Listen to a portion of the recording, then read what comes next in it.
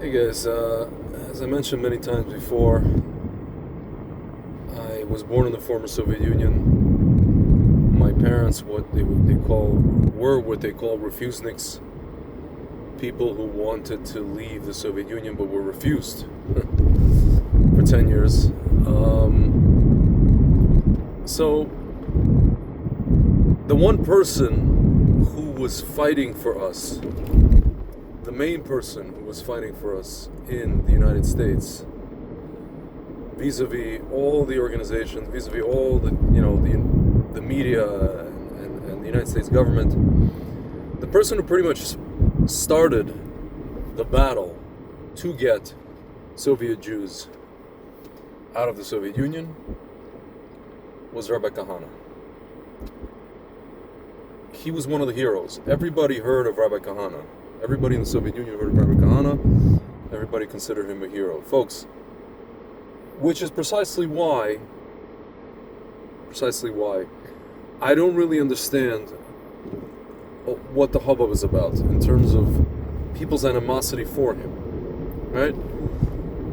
Everything in terms of the Soviet Union, right, was connected to the Arabs.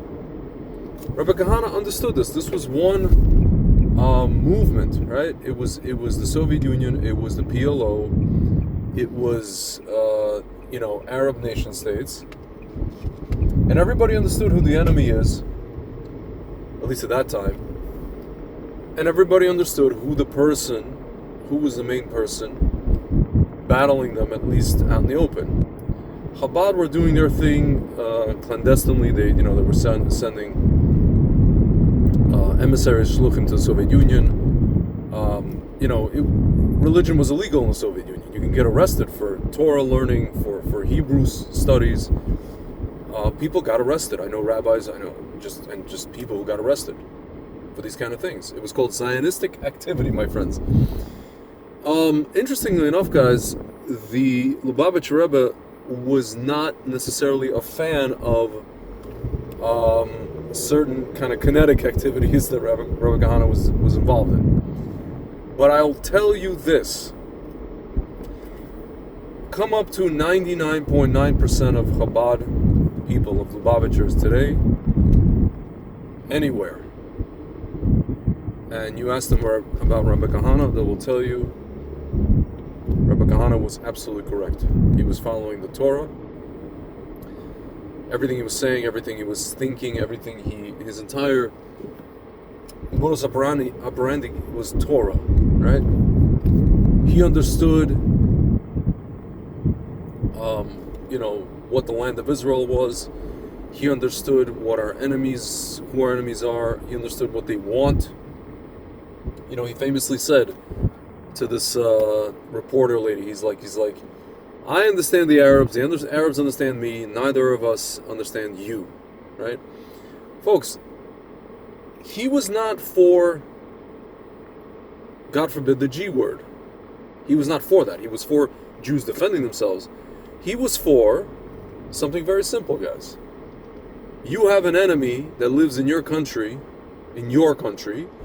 They have 22 or 23 literally nation states, ethno-states, Arab ethno-states of their own. There's 53 Muslim countries, which includes the non-Arab countries, Africa, in Asia, and all these different places, my friends. So there's one Jewish country. Folks, the message was so simple. It was so elementary. One Jewish country, and you have people living in it that are not, they don't want you there, right? Because they think it's theirs, right? Because they conquered it. They were the colonials years ago, and they think it's theirs. So he was saying, let's compensate these people to leave. Folks, what kind of a ethnic cleanser gives people money to leave his country? It's not much of an ethnic cleansing, is it? And then he said, yeah, if they don't want to take money, then we gotta do other things. But first and foremost, it was money, folks. So, as a Soviet Jew, guys, for us the equation is very, very simple. When we understand the historical context vis-a-vis the Soviet Union, vis-a-vis the Arabs, whether it's the Arab nation states, whether it's Arafat, whether it's a PLO, and then later Hamas. Rabbi Kahane is the most uncontroversial figure that we know. As far as we're concerned, as far as Soviet Jews are concerned, he's very uncontroversial.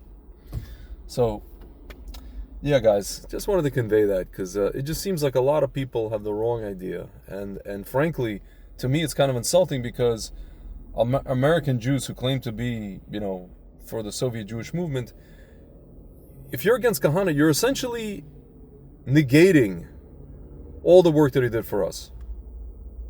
You're basically negating it, essentially. So, yeah. There'll be more on that later, guys.